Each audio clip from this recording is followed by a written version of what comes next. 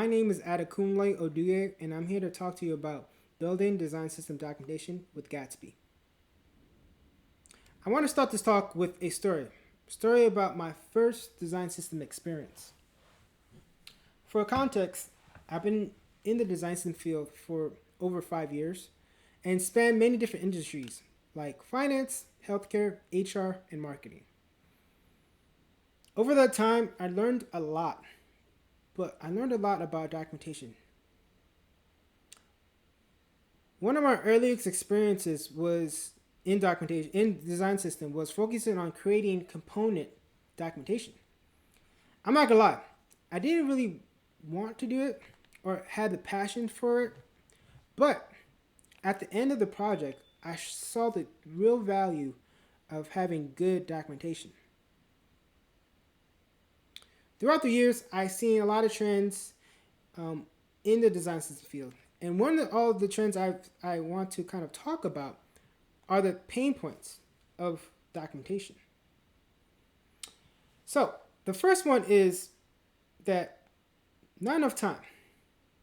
Most often than not, there isn't dedicated time during the product work to write documentation. This becomes problematic, especially when you incorporate new engineers to the team. Second is the lack of consistency. If there are no guidelines for documentation, everyone will write them differently, which at the end of the day isn't scalable. And last is outdated or partial documentation. You might have the best design system in the world, but if it's poorly documented, it will become a failure. So this title of the talk is Gatsby Design System and Documentation. Oftentimes when people hear about documentation and design system, they automatically think about Storybook. So what about Storybook? This is a valid question. And my answer is that they could be used together, but serve different purposes. Storybook is great at building and documenting components. That is their bread and butter. But it's best to compartmentalize how you build your components versus how you display them to the wider audience. And one article that backs up that statement is Brad Frost's article about the workshop and their storefront. To kind of summarize this article, Brad's wife is a jewelry designer. She has a workshop where she builds the jewelry, and she has a storefront where she sells them. We could take the same concept and put it in the state of design systems. So, in context with design systems, the purpose of the workshop is to create and experiment with the products, which are the components. The purpose of the storefront is to showcase the product in a way that it tells a story. Its main goal is to communicate. So now that we got that out the way, let's talk about more about why use Gatsby. And there are a couple of reasons why. First is living documentation. Anytime you're building a design system, the documentation is going to change. So you want to make sure that it's as close to the code, but also it's living and dynamic. Second is customized experience. The documentation should be tailored fit to the people and the process within the organization. And last is integration between components and docs. With a simple setup, you could have it where any changes in the components can be reflected into the documentation. So let's explore more about the idea of living documentation. The docs are the gateway for people to utilize the design system. And design system docs change quite often. And the best way to have it where it's always updated is to make sure that it has a connection to the source of truth. But the great thing about design system is that it doesn't really exist until it's in code. I say this because users are not interacting with the Figma or Sketch design kits. They are interacting with the code that is rendering the UI. So at the end of the day, the code is the source of truth. And this actually makes our lives easier, especially when we're using Gatsby to build our documentation. One of the most valuable tools we can use is something called MDX. For those who are not familiar with it, it enables Markdown files to import and use React components. Let's look at a simple example. So here we are creating documentation for a button component. First, we import the button component, and then we just utilize it like anything else. So you'll get something like this.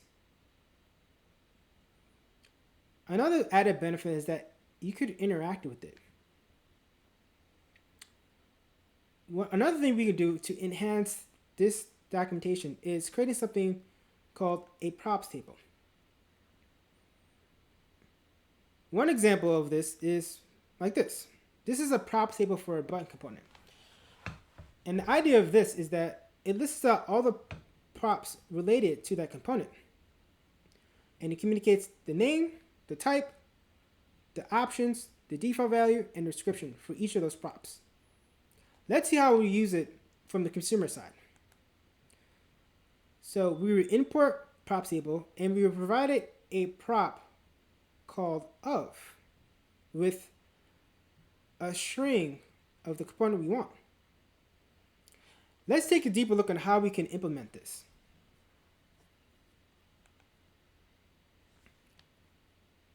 So the first thing we're going to start with is importing a package called the Gatsby React DocGen plugin. This will allow us to parse inline component documentation. Now let's go into the props table JS file. If anyone wants to dive deeper into the code, there's a big link right below the code example. But let me walk you through to some of the parts of the code. So at first, you're going to import React and also import GraphQL and use static query from Gatsby. Then from there, we're going to initialize the props table component, and we're getting the of prop. After that, we will use the use static query to get all of the metadata for the components.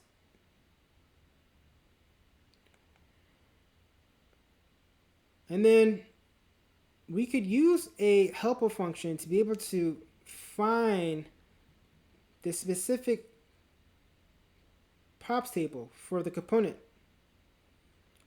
So you can see in line 32, we're basically returning any of the props,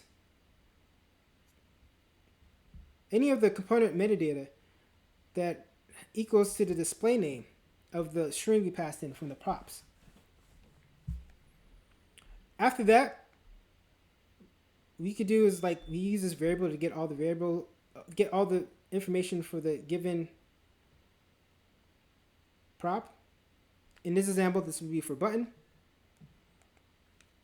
And then if we move down, we can kind of create a callback function that allows us to create a row for each of those props.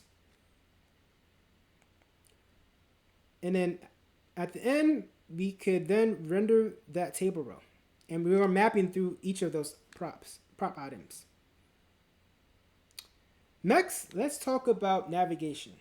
Navigation is super important because design system documentation is pretty much a wiki.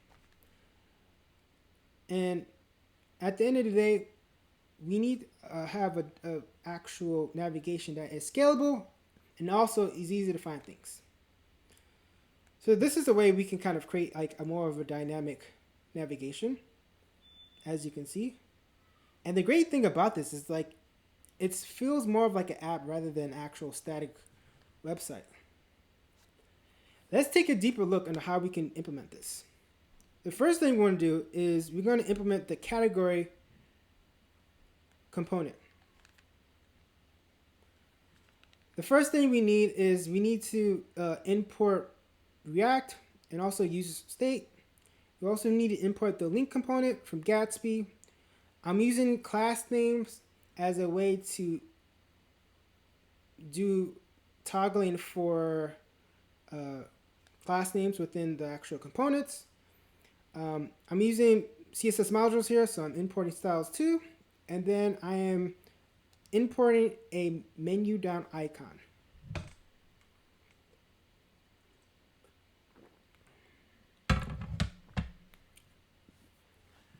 From there, the first thing we're going to do is we're going to create a context for the category. After that, we're going to initialize the category component, and we're basically getting the children, the label, the ID, and default props. The default open as its props. And a recensive state for default open. From there, we're creating a provider for the category. And then I'm going to skip all the way down to the category link. And the first thing we're going to do is we're going to get the children and 2 props. Next, we want to create a variable for the active styles. And then after that, we're going to implement using the link component. And I want y'all to focus on line 62 to 67. So basically what I'm doing here is that I'm checking if the location path name matches to the 2. And if it does, then it's going to set the class name to the active styles. If not, then it's just going to leave it the way it is. Now that we create the category, let's jump into the nav. So we're going to need a couple things here for the nav. The first thing we need is we need React use state. We're going to need also the use location from each router. Next, we're going to have category link. And then also we're going to import the use component docs that contains the GraphQL query. Next, we're going to initialize the navigation component. From there, we're going to create a variable that would contain the location of the current page we're on. And then after that, we're basically going to render the category. A couple things to note. So I'm using the default open prop as a way we can figure out if we're on the page that includes something with patterns. So if we're on patterns.button, then this is going to be open automatically. I'm also going to add a label. And then after that, I'm going to map through each of those actual components and render them each of them out with their correct path name. So that's it with the actual navigation.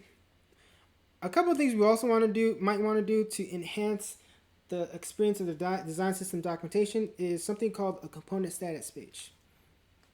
The component status page main purpose is to communicate past, present, and future components. The great thing about this is that you could do it in a way where you could have the links to each of the components be dynamically generated. So if there's a documentation for a button, then it will be linked to that button component. If not, then it's just going to look like a regular text.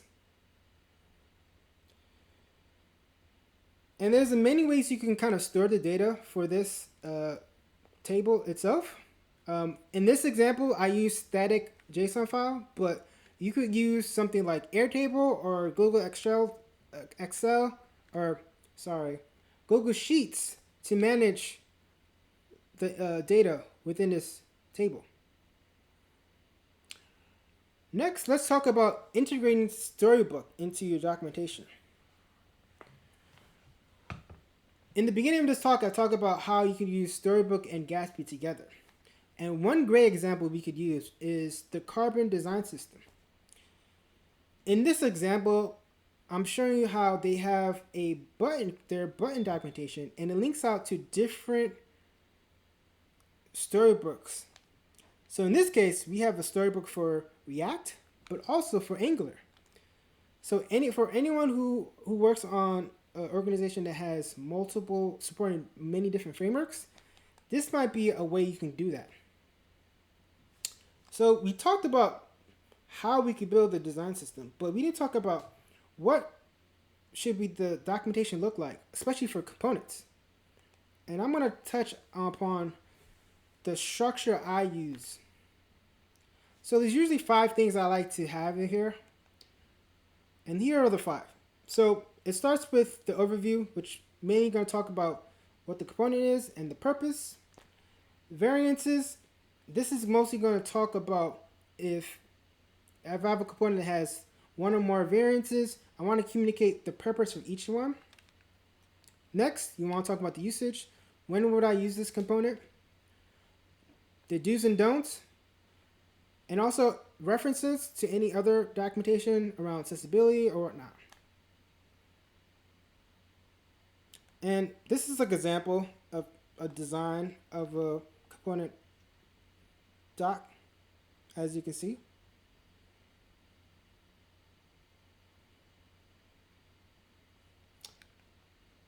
Cool. Now let's talk more about the component process. I kind of want to illustrate how you would go from start to finish when building a component all the way to actual deployment. So before we get into that, let's talk about how the design system directory should look like. So it should contain 3 different files: components, storybook, and also documentation. So if I was building, let's say, a badge component, this is the process I would go with. First, I'm going to build the component in Storybook. After that, I'm going to create the documentation in Gatsby. And then from there, I'm going to deploy it. So once I submit a PR and it gets approved, a couple things are going to happen once you merge it.